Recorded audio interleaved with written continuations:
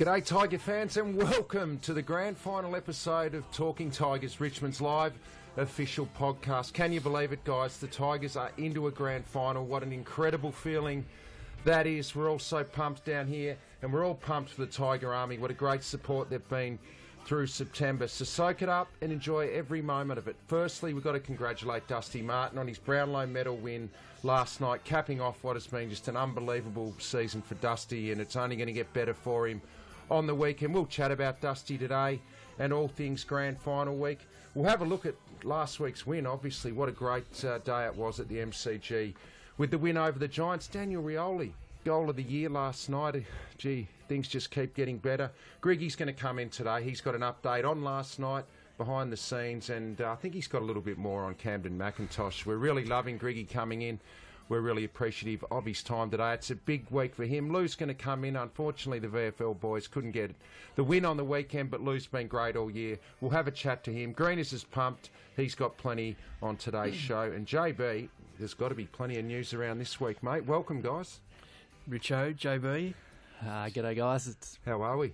How could you be anything but fantastic? Yeah, it's just surreal, though, isn't it? Yeah, it is. It is a little bit. Just sort of, Has it sunk in yet? I don't think it has. Yeah, it's weird, isn't it? It's just such a when the well, obviously probably 5 or 10 minutes out, you knew we were going to win the game, and then it was just amazing. It was got a bit emotional. Sort of tears started to well up, and then I just didn't know what to do. I just didn't. You know, it was just amazing. No. I nearly hyperventilated at three-quarter time. Honestly, I walked over into the corner and I thought, geez, this is actually happening. I know. Yeah, I know. No. But, you know, great day. The overwhelming feeling, just bursting with pride to be a Tiger. Yeah. Just absolutely bursting with pride. Yeah. So proud of the group. Yeah. Hey, get involved with the show. Sorry, Greeners, to cut you. Talking Tigers, Stump Greeners. We might try and give a T-shirt away. And that song is One Day in September by Mike Brady. You know, like people go, obviously Up There Kazali is his iconic song. That was the first one. But to me, One Day in September is the one that I love, obviously, because it's about the biggest day on the football calendar. So just love it. Yeah. And before we move on, Patrick Keane has just put a tweet out on Twitter. This is massive. For you, Richo, should we win on Saturday, the opportunity to present the Premiership Cup to the team. That's just on behalf of all the listeners who we love what they do every week, their input.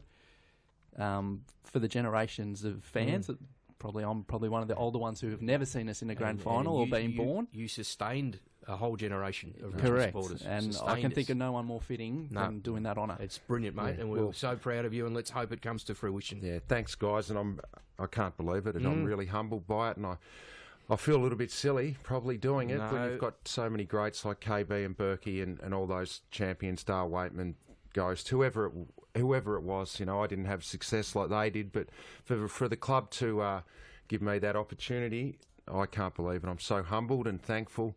And it's just I don't know what to say, mate. We joke a lot and everything. It's in all seriousness, and I've written this before, that you were the link between that golden era of the club, and you kept, as I said, this whole generation of Richmond supporters who never experienced great success, and you kept them coming to the football and to be passionate about the Tigers, and that's why we've got so many members today. I appreciate that. There are a lot of other great players through that era. So thank you very much to everyone who's had some well wishes, and they've been coming through in the last half an hour.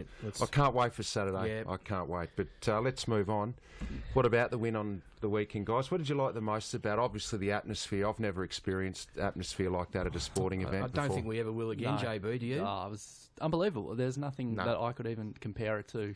Even in world sport. I'm not sure in world sport there would have been such a one-sided crowd. I think when you go to sport, and if you've been able to in America, where you go to these one-team towns, you know, the professional sports, the crowds are pretty much one way. Yeah. But I've been to a few of those things and been lucky enough, but nothing compares to being at the MCG with 90-something thousand Richmond supporters. It was just rocking. It was just like it was vibrating. It was rocking. It was just, it was incredible. And the team gave every reason to do that. And the first 2 minutes when Lambert and Caddy kicked those goals, it was just perfect. That was my moment. The first goal to Lambert, I thought, geez, we're in the game straight away. Yeah. Dusty's crumb was outstanding. Oh, yeah. Koch just went back and kicked it 50 metres down the middle. It was just the perfect start. Yep. And the ground nearly fell down. I'm going to ask Griggy later on. Yeah, but yeah. that was my moment. And then GWS, to their credit, came back really well and actually got on top. And then, there was what I think was appointed at half time our way. And then I just thought our pressure in the third quarter was it was insane. Yeah, Trent Cotchin in particular. Oh, yeah, he just led the way. His third quarter was outstanding.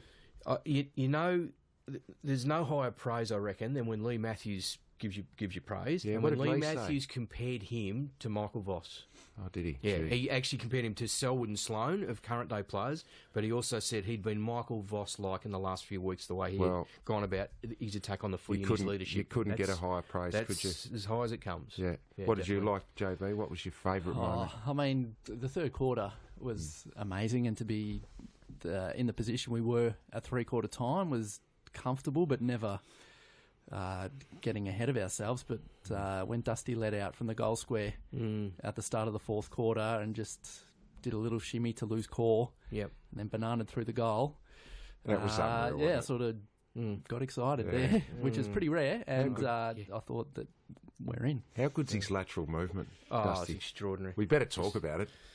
It was never in doubt, was it, Tone? You've been confident Brownlow, all year. All year. You backed All him in year. at round one, I reckon. Yeah. Well, not literally didn't, but no, but I did.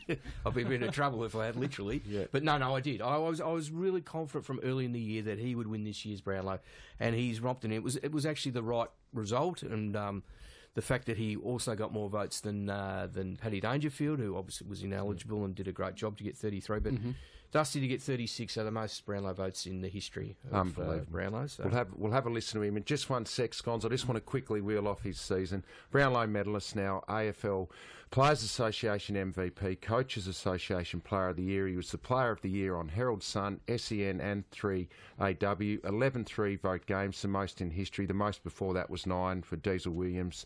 Paddy Dangerfield and one other, Nat Fyfe, it is. Average 30 disposals, 14 contested, 6 clearances, 6 inside 50s. New record for broken tackles.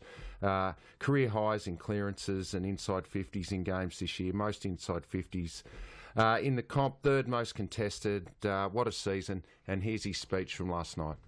A friend wrote it for me, but hopefully I can read the writing. I was gonna try and say a gag, but I'm not very funny, so I'll just leave that. Here we go. Yeah, obviously to get where I am today, it's taken a heap of support from some great people I really trust in my life. Obviously, Mum and Dad, you've always supported me with my footy, and I couldn't have got here without you both. I'm so grateful for everything you've done for me.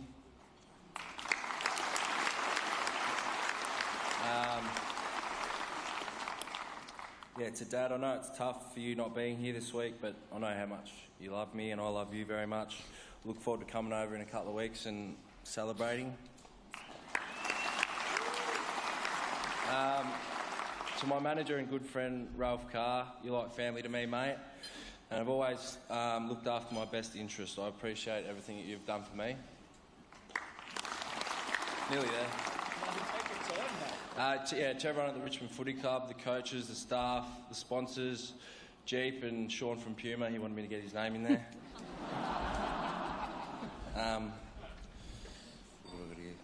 What a week we've got in front of us. I can't thank you enough, and I can't wait to finish it off with success this week, hopefully. And to my teammates, I'm so proud of you all, and I'm so proud of what we've been able to achieve together. This medal is because of each of you and the connection we have and the support we give each other. I couldn't think of a better group of guys to go into grand final with. We've worked hard all year for this moment, and I'm excited for what we're about to do. Thanks. He just spoke really well, really well. But there's two that you didn't mention. Of course, you didn't mention the Gary Ayres Award, which he's leading. He's leading at the moment for the best player of the final best series. Player of the finals, and you didn't mention the fact that he'd romped home with the TT Player of the Year award too. The coveted. The coveted. What are we going to give him? Yeah, I'm not sure. We better find something. Might fall a bit short of anything else that he's received, but anyway. No, look, he did. He spoke really well. Yeah, he did. Just very proud of him. He is a humble, modest champion, and he deserves everything he gets, and we're very lucky to have him here. I'll tell you what else I I feel that we're a little bit lucky. If you had to listen to everyone else around the footy world this week that Trent Cotchin is playing, I think it's rubbish. Unfortunately, there is going to be contact in a game. I think the right decision was made. A lot of people don't think so, and he deserves to be playing on the weekend because he attacked the ball. He had his head over the ball. He went low and hard, and unfortunately there was contact. But I think the right decision was made, and I'm so glad he's leading us out this weekend. 100%. And I just say to any, other support, I'm not sure supporters of other clubs will be listening to this, but those that are saying that he shouldn't be playing, if you in a few years' time or next year or whatever, and it's your captain or one of your best players gets done like that, and was to be suspended, you would be absolutely ropeable. Of course you would. You want your best players out there. It's the right call. For sure. It is the right call. If they had made it Sunday, it would have been put a lot more at ease. All the talk started to seep into me a little bit when we were at the VFL Grand Final. But doubt things, didn't you? When you're there and you saw it, I didn't think anything of it. So the right decision. And the right decision was made last night as well, as long as Dusty winning the Brownlow. But Daniel Rioli winning goal of the year. The effort against West Coast, the goal itself was exceptional. I know. But the build-up to it was... How many efforts did he have in that goal? 4? 3 or 4? Yeah, 3 or 4. And the link-up handball as well. He contested 2 marking situations. Yep. He then got the ball. He kept it in from going out on the boundary line. He delivered a handball, got it back, and then under pressure, a banana from the boundary from 35, 40 metres. Yeah. That is a great goal. Now, so well done, Daniel. I'm not sure the whole goal was shown. Well, the build-up to the goal was shown. So I think if you see that in its entirety, you could not argue with it. No. What about this week, guys? We're going to move on pretty quickly because we've got Griggy and Lou. Yeah. But it's a big week, isn't it? It's massive. I can't wait for the parade Friday. How many people will turn up? It's going to be huge. It is. I just can't get my head around the whole thing. Yeah. I keep keep playing the game over in my mind, which I've got to stop. I've got to stay in the moment. The players are done. This is the thing. And all supporters are the same. There's nothing we can do about it, even though it won't stop the nerves, but there is actually nothing that we can do about it other than support. So we were talking about it before, Greener, some of the silly superstitions that we have. And everything. It's what keeps us sane when we have to wait till Saturday. Just some silly stuff that you do, Matty. Can I put just one little thing out? I haven't got any tickets. I'm you sorry. Sure? No, I haven't. And neither. I was going to hit you up for a few. Actually, I haven't got any tickets. A few people have tweeted us actually. Have they? Good. It's a declared event, so we can't give any away, or it's just not Well, available. we'd love to. We'd love to give a few away, but we haven't. You got a few emails there, JB? I got plenty. You've got mail. Plenty of emails, and apologies to everyone who was inundated, I believe the word is, but we'll try and get through a few. This is actually we'll start with the Stump Greeners. It's from Blake from Reservoir, who was Richmond's first ever Norm Smith medalist. First ever Norm Smith medalist was Kevin Bartlett. Correct. But send us in an email, Blake, and we'll get you a t-shirt down here. It's grand final week. Yeah. Dr. Andrew Tunks is really stepping up the profile of the show. Tunks. Yep. As great as the game was on Saturday, and it was truly awesome, what struck me was after the match, the experience of 90,000 happy, united people and their cumulative joy. There was a lot of spontaneous hugging, constant renditions of the song, laughter and camaraderie. So, can I just give a shout out to a very avid TT listener, is Murray, who I bumped into after the game, and Murray was extremely happy, obviously. And you embraced, you did. Yeah, we had an embrace, and it was great to catch up with him. And he said, "Please, no, he didn't need a mention or anything, but I just wanted to give him a mention." No, excellent. The next is from Andrew Sloman, who's Slowy. Kiwi Tiger. He's got a story for us. He was walking down Queen Street, the main street of Auckland CBD, last Friday, prior to catching the flight over for the prelim, which he does for every game. He had his Richmond hoodie on, as it was casual clothes Friday. Suddenly he hears a "Go Tigers" from somewhere, so he couldn't spot it until he heard it again. "Go Tigers" was emanating from a guy in the passenger seat of a four-wheel drive, driving down Queen Street. He was pointing at me and smiling. You'll never guess who it was. You might guess who it was. I know who it was. It was Shane Martin. Dusty's old man. Shane Martin. That is awesome. Absolutely made his day, and a great start to the weekend. Oh, so that's good on you, fantastic. Slowy. He's coming over for the granny as well. So I don't reckon Shane listens to us, but no. Well, if he does, he might now. You never Maybe know. He, He might. Yeah. the next is from Bridget Firth. Her mum Cindy moved over to Vietnam as a teacher and managed to get flights back home with a grand final ticket for this Saturday. She lands 8:30 Saturday morning, leaving 8:30 Sunday morning. How good's that? Thank you for the fantastic year of podcasts. So good on you, Bridget. I've actually got a mate coming out from London, Guy Hume, who's a mad tiger. His dad lives in Melbourne still. He's coming out. He's lived in London 20 years, and his dad is mad Richmond. His dad's been blind since birth, but never misses a Richmond game. Goes with the transistor. And he is as sharp as a tack with a footy. He knows what's going on. Fantastic. So another good story. Well, London, did you say? Yeah. So we've got one from Ebony Hibbert. Yes. Listen to the podcast every Tuesday on my way into work in London. Love the show, especially what a segue. Especially the confessions of Sean Grigg, who will be coming up later. After the final siren on Saturday, myself and two fellow Tiger Tragics immediately booked our flights back for the game. We're a team whose heart matches our strength, and we are beyond excited for Saturday. Go Tigers, that's from Ebony. That's P.S. great. I went to uni with the Chief, and that trench coat has been around for a while. Is that right? That's a Went little to school with insight. the Chief. To uni. To uni with the Chief. Yep. Oh wow! Down in Hobart. And he's had that. He's had the trench coat for that long. So, I thought it was GR's. No, I reckon it's another trench coat. The next one's from Tom Priest. He and a couple of mates, his mate Sauce, they moved over to London a couple of years ago. would Sauce have red hair, do you reckon? Potentially. Not realising what would happen with the team making the grand final. They're off to the Grand in Clapham to have a few VB Tims and a sausage sizzle from 5:30am. So 5:30. good on you, Tom. What are the pubs in London? The Aussie Walkabouts theme, or walkabouts. the Slug and Lettuce. Slug and lettuce. And the last one, Nathan from Christchurch. I'm sure you'll touch on this very shortly. Yeah. Did you guys notice the Chief at the Brownlow after Dusty had won? I believe he told the camera crew he would be sitting next to Dimmo to use the wide shot. So anyway, well, we'll get to that very shortly. But Didn't he make sure he was in every shot? Front and square. Front and square. Well, just before we get on to the Brownlow and Chief, there was a casual close day last week here at the club on Friday. Is that right, Scones? Like Slowey had, on Friday. Yeah, well, Chief Gale directed all the staff here to wear casual clothes in, and don't you worry about that. He stole the show, the Chief. Yeah, he did. He joined some real names around the world, fashion icons. Really? I'll give you a few Fashionistas. names. Fashionistas, fashion icons. David Beckham's probably the male fashion icon, he would be. Isn't he, these days, Becks? He's sponsored by that many famous brands around the world. Yep. Back in your day, Tone, one of your sort of contemporaries, James Dean. Jimmy Dean. That might have been a little bit before my time. No, he's about your age, Jimmy Dean. Don't worry about that.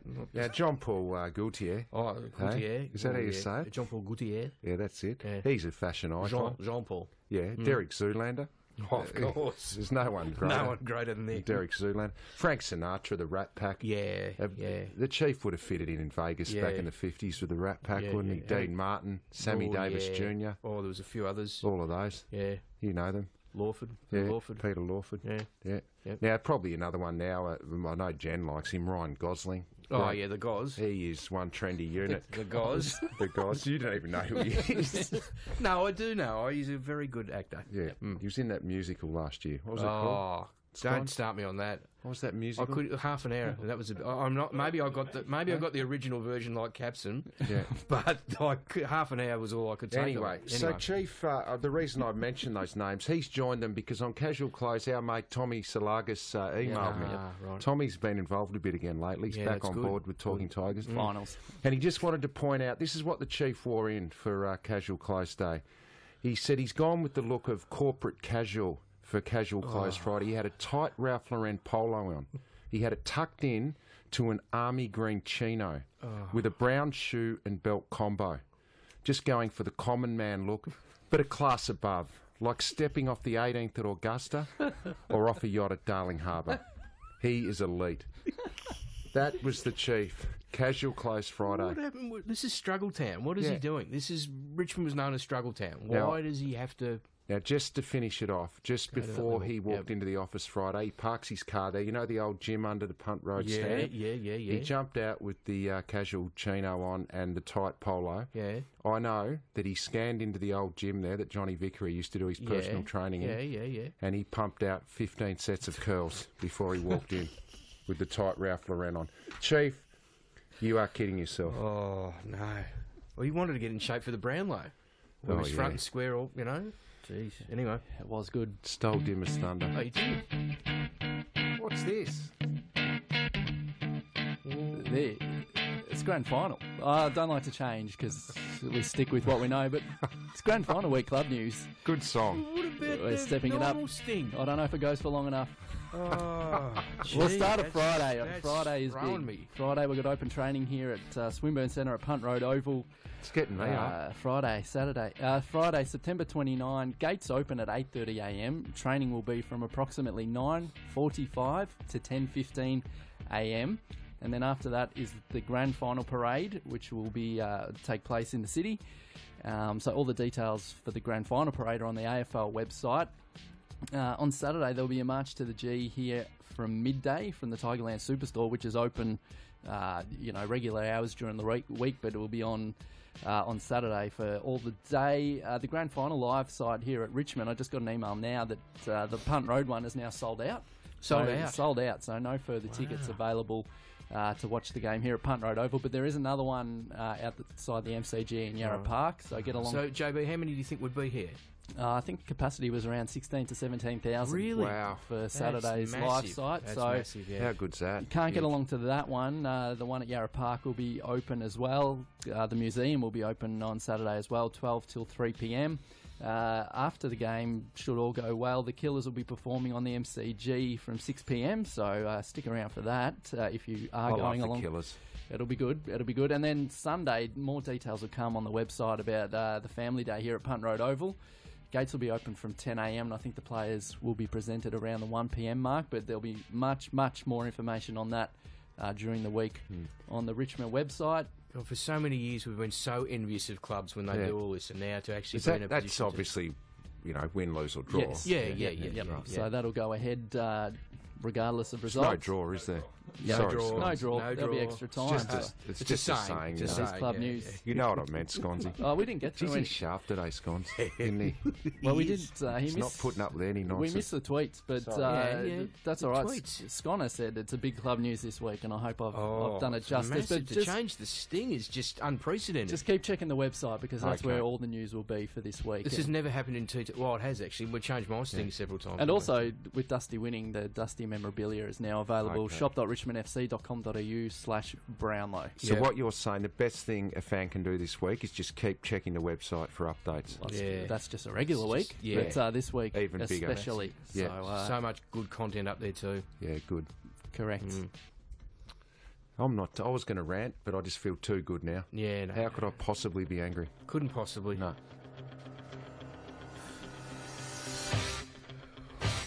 Well, This song was released in 1982. I know this song. I told you this is it for me. Yeah. It's the last song that I ever from the '80s that So what do you meant got? anything to me. What do you got? Well, of course, I've got my top 10 grand final memories. Right? Top 10 grand final memories in chronological order. Whip through 'em, because we've got Number Griggy one and Lou is coming in. Royce's iconic mark in the frenetic final quarter of the '67 grand final. Just one of the greatest of all time. Number two is Johnny Ronaldson, who was called up to replace Neville Crowe, who was suspended, and became a hero for just kicked 3 inspirational goals to help lift us to victory in the '67 GF. Number three is Eric Moore, who was full forward in the '69 grand final team. Just before three-quarter time, Carlton had a good lead at half-time. Carlton had stormed back and taken a 10-point lead. Right out just before the siren, he was crunched, took a mark, crunched by 3 Carlton defenders, got up and slotted a really crucial goal just on the siren, then we went on and ran over them in the last quarter. Number 4 in the same 69 grand final, Billy Barrett, who was shifted to full forward, and he took a mark on the half-forward line, the MCC member side, and he threw the ball into the air as if he'd just taken a slips catch. And he went back, he's about 65 metres out, and he just drilled it. 65? 65 in the member side. Drop and just drop drilled punt it. or drop kick? No, I think it was a torp, actually. Right. It was a torp which he drilled. It was just magnificent. Number 5 in the 73 grand final. So this was our day of atonement, if you like, after being beaten by Carlton in 72 when we were hot favourites. In the opening minutes, little Laurie Fowler, back pocket, flew through the air, and he collided with Big John Nichols. Ironed him out. Big Nick got to his feet. He kicked the goal, but he was never the same for the rest of the game. And without his influence, it really helped us go on and record the premiership win. Number 6, now Kevin Sheedy in the same grand final, 73. He set the scene early on, kicked 3 goals in the first quarter. We only kicked kicked all our 3 goals in the opening quarter of the 73. Saw Sheeds last night. Did you? Yeah. How was he? He's good. Good, okay. Be hoping for a Tiger win. Number 7 is Sheedy again. So this is in the 74 grand final. Okay, so this is in the second quarter, and it was really tight, and North had sort of got on top a bit. He took a mark in the forward pocket, right, and he ran in to take his kick. He was on a tight angle, ran in as if to take his kick, and at the last moment, just handballed over the top. Michael Green on his own, Bang. 1 metre out straight, just dribbled it through for a goal. Number 8 in the 74 grand final, Bones Richardson, who'd been fullback in 69 premiership side, and a half forward in 67. He was full forward in 74. 4 goals in the last quarter, 5 for the day. Good day for Bones. Great day for Bones. Number 9 is KB, and of course, Soak 1980. Soak this up. This is the last sort of little bit of Reckon? Greeners' top 10 ever. Ever? Yeah, it's okay. all over. All right. You sure? Soak it up. Okay. KB running right in the 1980 grand final against Collingwood, kicking 7 goals, an outstanding performance, winning the Norm Smith medal for being best of field. And that 7th goal, where he turned Stan Magro inside out, burst clear and steered it through the big sticks. I've seen that a million times. All-time classic. Yep. All-time classic. And then number 10 in the 1980 grand final, Big David Cloker returned to the lineup after injury kept him out of the qualifying final in the second semi, and he had a stunning impact, booting 6 goals with that ungainly kicking style in a powerhouse display up forward. That's it. Well done. Very Good year Good of work. top 10s. Might have a top 10 next week, maybe. Who knows? I hope so. yeah, Might be top 10. Who knows? All right, I just want to we'll just have a quick look at the Crows this week because we've got Griggy coming in, so we want to chat to him. But let's have a listen to Rancy. He had a chat to the media, and he's talking about that Crows forward line, which is very, very potent. Rancy and the boys will be looking to shut them down. It's hard to say. We've only played them once, so the points do speak for themselves. So obviously, they are the best offensive team in the comp. GWS are a pretty good offensive side too, and I think their ball movement versus West Coast showed that pretty well. But I think if we can bring our defensive intent, which we did on the weekend, it'll definitely make the game interesting. I'm sure there's plenty of different things to play out throughout the game, winning your contests and things like that. But if we can bring our defensive intent, it'll put us in pretty good stead. It's a fair point. Yeah, it is. They have a real potent forward line, don't they? They do. Gee, they looked so dangerous early in that game against the Cats last week. And I think the thing that I admire about their forward line is they're all so dangerous, and that's what makes them so good as a group, because you can't afford to slacken off or lapse off on any of them, because they can all actually kick 5 goals. Yep, they can. Cameron can, Betts can, Walker can, Jenkins can. Maybe not so much Lynch because he plays up the ground. He's an important link player. But the link. Yeah, if we can subdue them, you win the game. Well, I think it's going to come back again to just if we can bring that pressure. We have to bring that that manic pressure. And if we bring that pressure, it'll be so important on the day. And we're 1-2 in the comp for pressure. They're actually 1, we're 2. So, gee, it's going to be hot early. It will be really hot. Like grand finals are. You talk about their scoring power. In the last 3 times we've met them, they've averaged 34 scoring shots on goal, and a lot of it has been one through the middle, though. Sloan and Matty Crouch got on top of it. I mean, we can only look at this year because that's the only thing that matters. Laird and Douglas as well have hurt us a couple of times, so we just need to bring the pressure onto those guys, and I don't think there's anything that we need to change that we haven't done already. So the pressure's been huge in the 2 finals so far. It's why we've had 2 good wins, and if that pressure comes, then their ball movement, which is elite. Gee, they've got elite ball movement. If you bring that pressure, then you know they can turn it over as well. Yep, and look, there'll be a lot of people who come over from Adelaide for the game, but it'll still be a pro-Richmond crowd. Don't worry about that. We will have massive support in the crowd. Who have you got to shut down in their back half? They get so much drive out of it. Laird's a very good player. Laird's a very, very good player. I think Towner might go to it. Yeah. I think he might, I think he had 30 plus against us last time, Laird, I think so. Yeah, he's a pretty important player, no doubt about that. Lever or Laird, but yeah, you're probably right. Yeah, the ball use going inside is key as well. But last time out at Adelaide Oval, Sam Jacobs had 50 hit-outs. So it's a big job his for ability to feed his midfield the ball is going to be crucial to curtail that. The hit-outs to advantage, he'd had a lot against Geelong. He just sort of lays it off beautifully, doesn't he? Yeah, and he uses the ball well too, by foot too, around the ground. So it's going to be a big job for the big Nank to just subdue him and be productive around the ground too, which I think he will. Nank was awesome on the weekend. He was fantastic. He was very good. His marks in defence, they just give the boys a chop out down there. So anyway, we know how big it is, and it's going to be covered off all week in the press. So we'll move on and give some votes out from last week, but can't wait for Saturday Arvo at the G. Oh, yeah. Bring it on. That's huge. What are your votes, Tony? Well, I gave. We spoke about how well the skipper I went. said give us some votes, and then you went quiet. Did I? Yeah, give us some. Give you some. Oh, that's what I'm saying. What are you doing? I just wanted you to sort of move into it, and you sort of didn't say anything. I was just collecting my thoughts. All right. So if you could get inside my mind now, honestly, I don't want to. No, you don't ever want to, but particularly not this week. All right, there's so much going on in there. I gave 3 to Koch for all the reasons we said. His leadership and his attack on the footy's been fantastic. 2 to Dusty, just so influential again.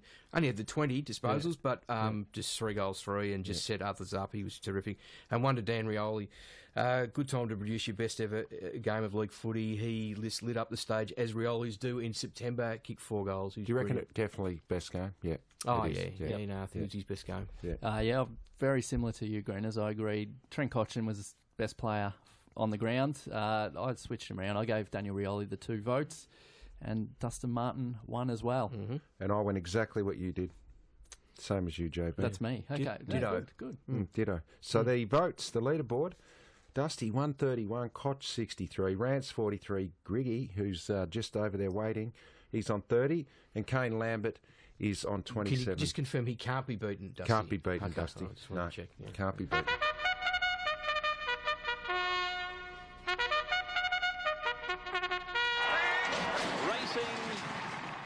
I'm going to lead it off this week. Oh, please. All right. I said that Kane Lambert would... Tell me if you'll give me this. I said he'd have 20 plus and kick 2 goals. Well, he had 23 and kick 1 goal. Close, but will you not give it quite to me? there. Not Pretty quite good. there. No, we'll give it to you. In a generous mood. All right. Give that to you. Thank you. JB, what did you have? Oh, no, you No, what about this Who have you week? got for this week? And, Sorry. Are we doing the VFL Yeah, ones as and well? my VFL one yes. was, I said Moore would kick 4 goals. I didn't get that one right. that's I didn't okay. get that one. No. But this week, the important one, Alex Rance will win the Norm Smith medal. Simple as that. Bang. Big call. Okay. I'll start. Last week I said definitively Sam Lloyd would win the Norm Goss medal, and that happened. Well done. Dion Wow. Prestia, I said would get the That's most huge. touches in the seniors, but that didn't happen. So you got 1 out of 2. Yeah, I'm just... You don't really I'm just care. happy to keep getting them wrong as long as the team Yeah, win. This week exactly. I reckon Jack Graham will lay the most tackles on the ground, and I'm talking upper echelon, Really? high grand final. I think 12 How plus. many? Yeah, 12 plus All right. ish. I I like think that. Bartel had 15? 16 and 15? O'Keefe had 15, so I reckon Okay. Graham can have 12 plus. What about Norm Smith medal? Because we didn't. I don't want to touch. Okay, North all right, because, fair enough. My track record's not good. All right. Well, I had Jack to kick 4 plus goals, which didn't happen. He kicked the 1. It was a pretty important one. It was probably the sealer, and That's played when- his role. When he kicked that was it. Yep. No, that's right. So this week I'm going for Daniel Rioli to continue his form. I think he will kick minimum 3 goals this week and be very influential up forward. I had my yellow and black booker in the VFL was Corey Ellis. I had him getting 25. I think he wasn't far away from that. Yeah, we'll pay that. Okay. Yeah. And Norm Smith medal. I think Koch will win the Norm Smith medal. There you go. Yeah. Beautiful. Just before we move on, and Lou has walked in to the studio. I just got a text through from a mate of mine, Sean Richards. We went to the cricket last year in Wellington. Remember I said I went to the cricket? Yeah.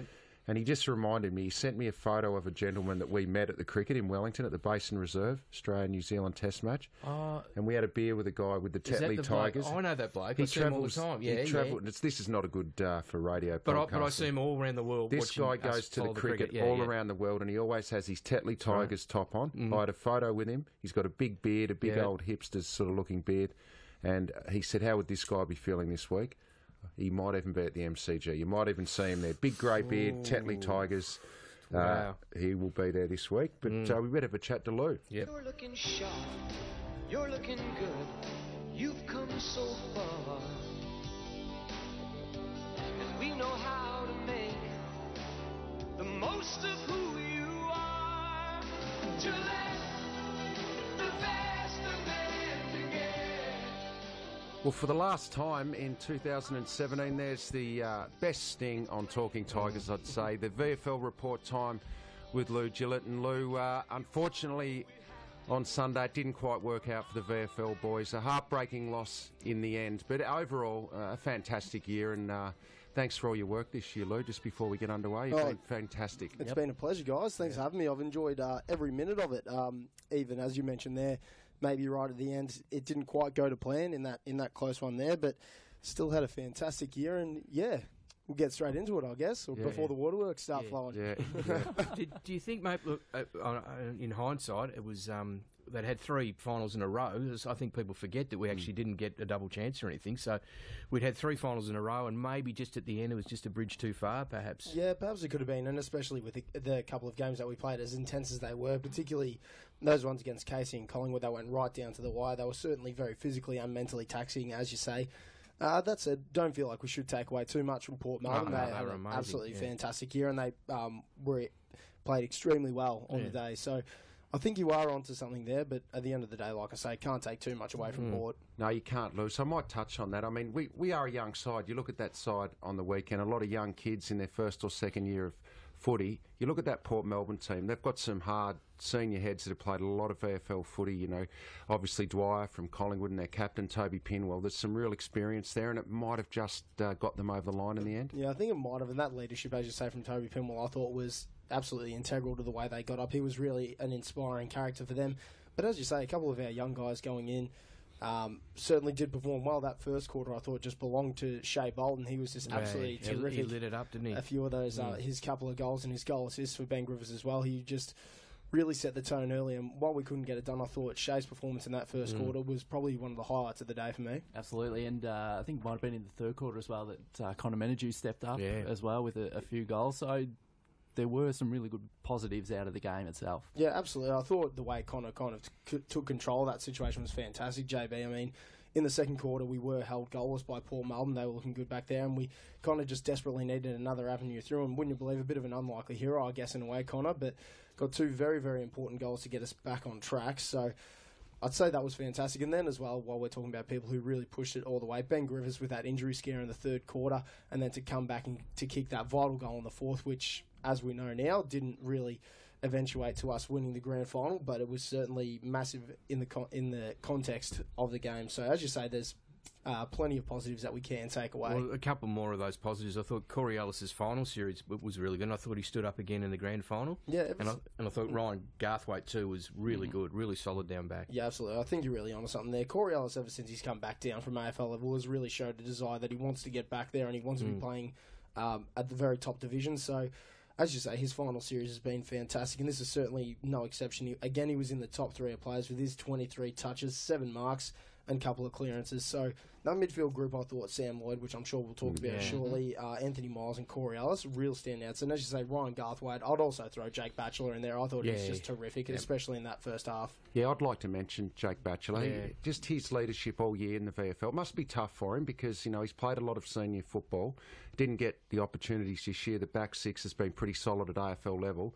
But his attitude and application to the VFL team's been first class. Yeah, I think you're absolutely spot on there, Richard, especially with the leadership. And we talk about young guys like Ryan Garthwaite playing back there. And to have that kind of experienced head alongside them is really one of the things that's got us all the way to the big dance. And when we were really on the roster a little while there, I thought at the end of the second half, in the second quarter rather, on any other day we might have been down by a couple of goals, and it was really Jake Batchelor at the end of the day who was stopping it from blowing out. So he was really one of the great leaders on the day, and unfortunately won't get to go home with that premiership medal, but he can certainly hold his head high after that performance. Well, let's talk about Sam Lloyd's game now. Best on ground, Norm Goss medalist, 35 touches and a key goal in the last quarter. He couldn't have done much more to wheel this team over the line. Yeah, he was absolutely fantastic. In the first quarter, I think, where he had 14 disposals, you just had that feeling that he was on for a really massive day, playing through that midfield role, which to see him kind of develop into that throughout the course of this year, going through and using his leadership and his skills throughout there, it's just really been fantastic. As you say, his disposals count up to 35, which is about par for the course from him. His 10 clearances, so I think that's what you're talking about when you say he was just doing everything he could to will his team over the line, and a massive, massive goal in the last quarter too to get us rolling. So a terrific performance from him, and Norm Goss medalist is fantastic. We can add that to the Brownlow as well, so not a bad haul so far. No, true. But like you say, I think he kind of summed it up in his speech when he said he would happily trade it in to get that premiership medal. Yeah.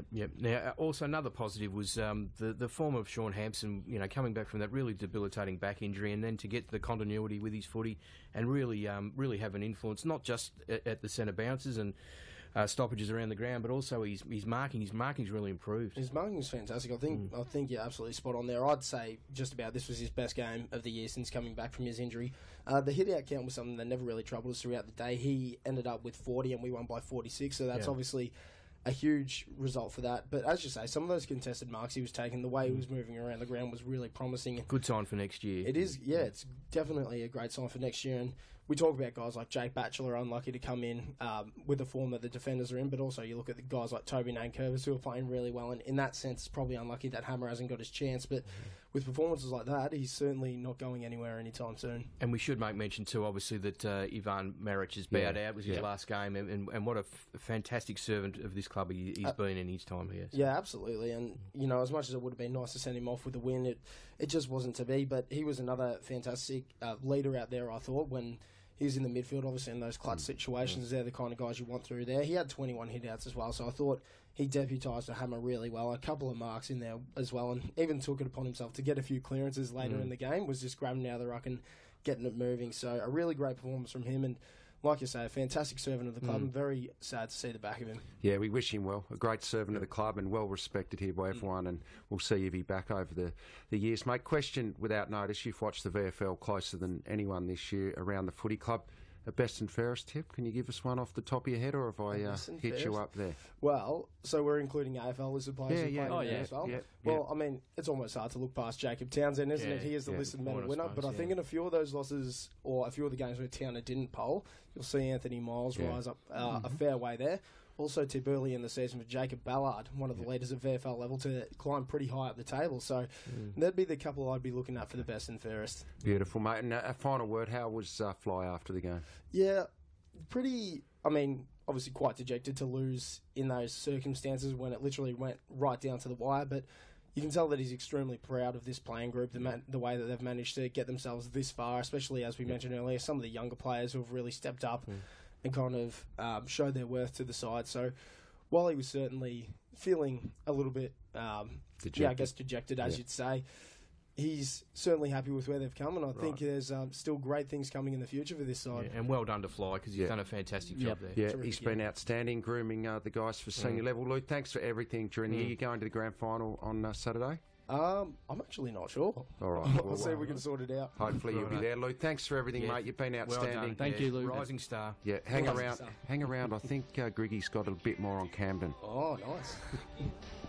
For all a man can be, all on the night. Here's an opportunity for Greg. A bounce to 50, ran to 48, rams it home. Spin it around beautifully, Greg, and kicked a ripping goal, the half-time siren. Open goal for Greg. Wonderful stuff. Well, as Lou exits the studio here, Tone, we welcome Greggy in to have a chat. It's quickly become the best segment on Talking Tigers, hasn't it? Everyone around town is talking about it. Been quoted again in the paper last week. It's amazing. Yeah, we've got a bit of legs, haven't we? Yeah. It's been good. No, you have. No. We're just sort of dragged along. That's right. Collective effort. How are you, mate? How are you feeling? Yeah, going well. Obviously loving the start of the week, and we've had our reviews, and we're into sort of a normal training week with obviously not normal outside, but we're embracing it, and it's been really good. And the atmosphere on Saturday is unprecedented, and probably something we will never see again. That's such a one-sided crowd. Must have been amazing. Yeah, I think so. Yeah, it was unbelievable. The noise and the support we had was so uplifting, and gave us a real leg up. And the Richmond faithful were unbelievable. Especially that last quarter. And I thought the biggest noise was just as the ball was getting thrown up the last quarter. That was awesome. Yeah. What about that first goal? About 15 seconds in, Kane Lambert puts it up in the top deck. I thought the joint was going to fall down. Oh, it was unbelievable. Yeah, it was a great crumb by Dusty, and unselfishly gave it off. And it was a great way to start. And we really wanted to start well and get the crowd involved. And it worked. What was the feeling like at half time? Because they'd come back. What did Dimmer say at half time? Yeah, a lot of the games we've been involved in all year have sort of been like that. The arm wrestle, and we sort of made reference to the Geelong game earlier in the final series that, if we keep bringing this pressure and keep playing where we are, it'll open up for us, and just keep trusting what we've been doing. We don't have to go outside of what we've been doing and try and win it yourself, or try and kick the goal from the boundary or anything. Just stick to what we're doing, and it'll open up. And we saw it did in that third quarter, and we got a bit of a lead. Should come as no surprise, but what does it do for the team when Koch is leading the way that he does with the 17 contested touches, 9 tackles, and it must be such a great relief to have him leading the boys out this Saturday. Oh, yeah. I mean, he's had a fantastic year, as we know, but I reckon, probably the last 3 weeks he's really gone another level, which is hard to fathom. He's playing unbelievably well and really leading from the front, like you said, and, we're right behind him, and, we're going in pretty confident with a guy like that leading us. I reckon that third quarter of his, so I think he only had 6 or 7 touches, but he could not have had any more influence on the game. He really did break it open our way, I thought. Yeah, he did. The way he's been stalking the opposition on defence and, around the stoppages, it's incredible how much pace he can get up in, 3 or 4 steps. He's in unbelievable form, and he's looking forward to having a big one again. And Daniel Rioli, a good time to maybe have the best game of his career. The most goals by Rioli ever in a final. He was electrifying. Yeah, well, the name says it all, doesn't it? He's got a good history in finals, but it was great to see him play the way he did, and he's put on a lot of pressure all year, and to get the reward like he did this week, kick 4 goals, really crucial times for us, was unbelievable. And his temperament, under that pressure and the big stage was very good. And the other small forwards did their job again too, didn't they? Really well. Oh, definitely. Yeah, put GWS under the pump. Put a lot of pressure on, and they go on the end of a few too. Now, before you get into the important stuff like your list and Camden McIntosh, mate, you were at the Brownlow last night. A great result. I think we all thought Dusty would win, but it must have been great to be there and see him get up and accept the Brownlow. Yeah, it was. Yeah, it was well deserved. He's had an unbelievable year, as we all know, and it was good recognition for him, although he probably didn't really want to get up on stage and answer the questions. Did you write his speech? Because you said a good friend wrote his speech. No, I didn't do it. No, I reckon he would have done it. He's pretty modest and humble. It was fantastic for him and the footy club as well. It was good reward for all the effort he's put in. I just want to ask one more about Friday, the grand final parade, having Sonny in the car with you. It's going to be a great experience for you and he, and great to see all the Richmond fans out there. Yeah, it will be. It'll be awesome. We're training before it as well, so there'll be a lot of support here, and get to experience something with a young son, which will be fantastic. He's looking forward to it. Righto, mate. Get into it. Here we go. So, turning the lights on the locker room, I thought I'd just let the listeners on a bit of an insight to what some of the guys do pre-game. Superstitions? A few superstitions and what they get up to. It sort of made me think back, a couple of years ago with Jake King. Just before we used to run out, like 30 seconds before we ran out, he used to get the tub of deep heat and sniff it, just to fire him up, clear him out and get him going a bit. So it really got me going, and he used to rant and rave and yell out, and because he really needed to get going. He was already up and about. But little things like some blokes are different. We see Dusty just pretty relaxed, has the music going and just sit next to the locker. He'll probably have a latte, 20 minutes out from the game. Yeah. Very relaxed character. And then guys like Rancy, he seems to be nude all the time pre-game in the locker room. Likes to get the rig out. Yeah, I can see why. He's obviously got a great rig, but he just always seems to be nude around the locker room. To feel a bit free, I suppose. Which is funny, little one that Jaden Short has been dobbed into. He gets a Thai massage on the Friday before the game. Four hands too. So we've also got Dave Asprey. He's got lucky white saggy white front jocks. I don't know about the colour white, but they're good luck and they've worked for him this year. Yeah. And Brandon Ellis, the elastic gone in them. Yeah, they're sagging down a bit, Richard. But Brandon Ellis also, if it's a day game or a night game, he has to go to the toilet 7 times, at least 7 times before the game. Is that Gets right? nervous. Gets a bit nervous, Brando. Yeah. So they're the pre-game sort of stuff, and also wanted to make mention of this weekend. Connor Menadue is participating in the grand final sprint. Wow. Very good. And he's a very, very good chance, I think, if anyone wants to get on him. Okay. He spent training out there today. We trained. I saw him after training practicing his starts, and he's already started to practice his celebration. He's a real dab man. He wants the dab.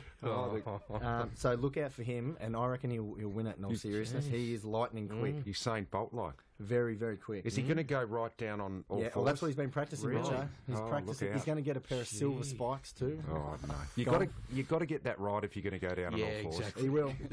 He might still be there when someone's going past the finishing line. He'll win it.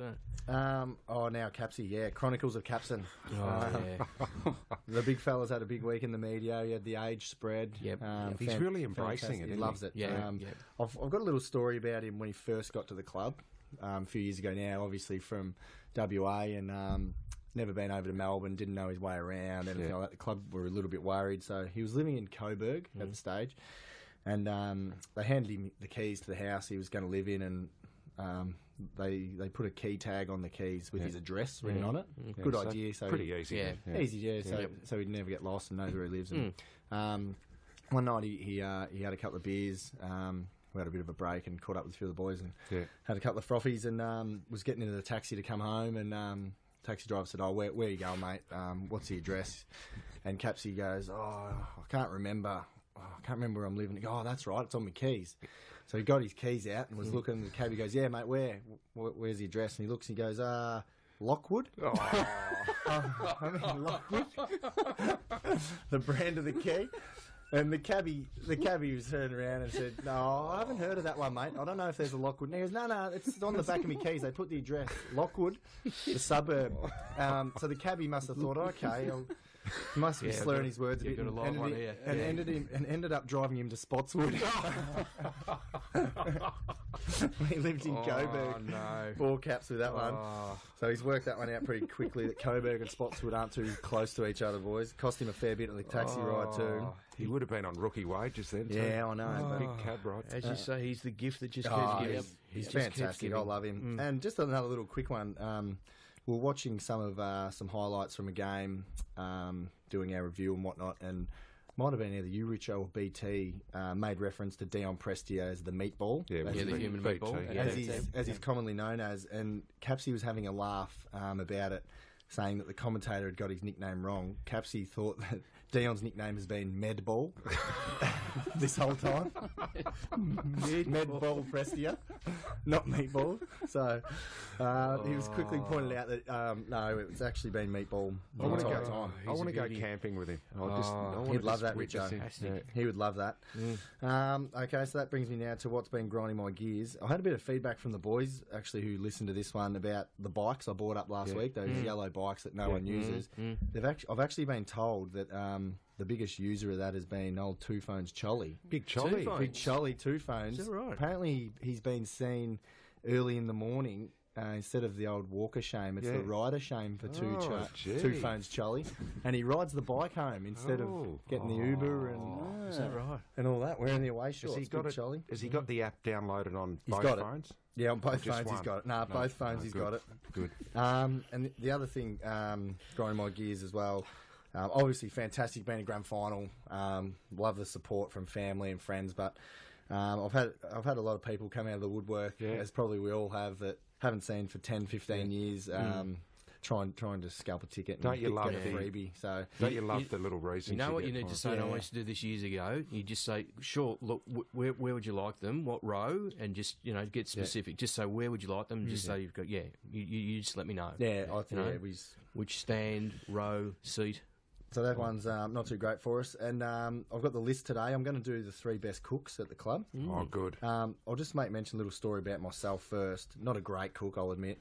You just go to Spudbar. Yeah, that's right. Yeah. Took Jack there yesterday, actually. But little story about when I was trying to impress my wife a few years ago now. I said, I'll cook her a nice meal and whatnot. And I actually got some family friends to make the meal. Yes, and I went around there, picked it up, and then put it all in the pots and pans when she came over and had the wooden spoon out stirring. And so I was just sort of throwing myself under the bus there first. But You're not the first bloke that's done that. Yeah, that's good. Special mentions, Jake Batchelor likes a shepherd's pie once a week. Lots of tomato sauce on it too. Jace Castagna, he loves his Japanese. Loves the Japanese food. And Connor Meninger, this is a strange one as well. He likes to eat baby food. Baby food? Yeah. What, like Farax or something? Yeah, it's a bit of a weird one. Farax. Yeah, like the mushed up apples and all that sort of stuff. A rusk or something? Yeah, loves it. Jeez, that's so a bit strange. He's getting towards Camden sort of stuff. He's under the radar. He's good. So 1 vote, I'll go Reese Conker with lasagna. Heritage. Of course. A lot of practice at it. Beautiful. Number 2, I'm going for Dustin Martin and his pre-game meal that he cooks up for us. Oh, that's right. Honey mustard. You told us. Yeah. Chicken and rice, bit of chili in there. Have to get the recipe off him. He's actually, People would be surprised. He's a very good cook. Is it just the bottle sauce though, or does he make it from? Nah, it is the bottle sauce. Oh, it doesn't matter. But he's got the combinations right. Everything. He Flavour's adds his good, own cooks little it for bit. a nice time. Own touch. And the 3 votes. This man, Mr. Perfect, Kane Lambert. Sensational. He's got a lot of the boys over this year. It does like a mixed grill type of setup. Has the lamb, chicken, a lot of different meats, steaks, salads. Obviously lives with Shorty. Shorty does and contributes absolutely nothing, but he does do the dishes. Shorty. Oh, that's all right. He plays his part. Plays his part, plays his role, and that's all, boys. That's Mate, all I've got this week. That's great work. Outstanding, Griggy. Really, good really luck good. this week, mate. It's going to be good. You're going to hang around just for Tone to whip through this pretty and quickly. some good gags too today. She didn't seem to care. She sat there. Well, this, of course, is the aftermath of the grand final. So it was 50 years ago last Saturday that we beat Geelong in the grand final, which broke the drought. But this is some of the stuff that happened just immediately after the game and then in the days afterwards. So actually, the players from both sides were under strict instructions from the VFL not to swap jumpers at the end of the grand final. The defeated team also was not to leave the field until after the presentation of the Premiership Cup. Now, what had happened? Is that because of Bulldog The previous before, year that St Kilda won their one and only Premiership, and Daryl Baldock, their captain, swapped his jumper with I think Des got a Collingwood jumper on in the photo. All the photos now, right through history of him in the Collingwood jumper and everything. So that's why they actually cracked down on that back then. Now, the umpire was Peter Shields. It was his first grand final, and his main highlight, he said, he was quoted in The Age. A couple of days later, he said, when Hart took that mark, which was late in the game, the roar from the crowd almost knocked me over. The Richmond president, Ray Dunn, in the room straight after, stood up on one of the rub-down tables and called for donations for the players, and everybody handed over $20 notes, which was the largest note back then. So that was a pretty big deal. You can imagine. Didn't have pineapples back then. No, just the lobster. Nearly Just got the to do lobster. that. Nearly had to do that with Dusty to keep him, didn't we? Yeah. The Well, members. that's right. Fork out, keep him. Exactly. I would have right. handed over a few greenbacks. I Big reckon. Don Bradman's, would you? Yeah, a few Bradmans. A few Bradmans, yeah. There's a few of them floating around this week. Yeah. Griggy. A few Bradmans. Is it? Yeah. And Freddie Swift, the late Freddie Swift, who was Richmond captain on the day, he was made mayor of Richmond for a day, and he proudly wore the mayoral robes to celebrate the premiership. So Very good. There you go. Maybe Koch might. What pub they have their wake at? Yeah, I couldn't find that out. No. Find out. All right, I don't know.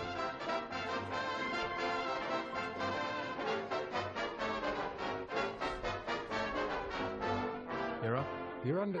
These are grand final gags. Final gags. Well, I'll rise. Stashing these away. I will rise to the occasion. Now, a mate of mine went to visit his doctor the other day. When he said, Doc, my arm hurts really badly. He said, can you check it out, please? So the doc rolled up my mate's sleeve and he suddenly heard the arm talk. And the arm said, hello, doctor, could you lend me $20, please? I'm desperate, the arm said. And the doctor then told my mate, he said, aha, I see what the problem is. Your arm is broke. Oh, yes, Greeners. Good start. Good start. Right. Did you hear Apple is designing a new automatic car? No. Yeah, but apparently they're having trouble installing Windows. Why did the banana go to the doctor? I don't know. It wasn't peeling well. Jeez, that's ordinary. Another didn't like another it. mate of mine has started sleeping in his fireplace. Yeah. He sleeps like a log now. Yes, that's better. That's better, Greeners. That's 101, that Yeah, gag. and then there's another mate of mine who's got a dog who runs into the corner each time the doorbell rings. Yeah, it's a boxer. A lot of mates, Greeners, haven't you? Yeah, A lot of mates. I didn't know he had mates. No, it's Dynamite. Dynamite. Why did the cow cross the road? It wanted to get to the other side. It's as old as the hill.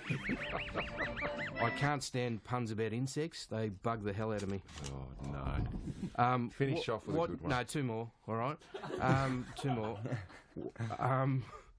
What did one pen say to the other pen? Don't know. You are incredible. Yes. Yeah. Yep. No.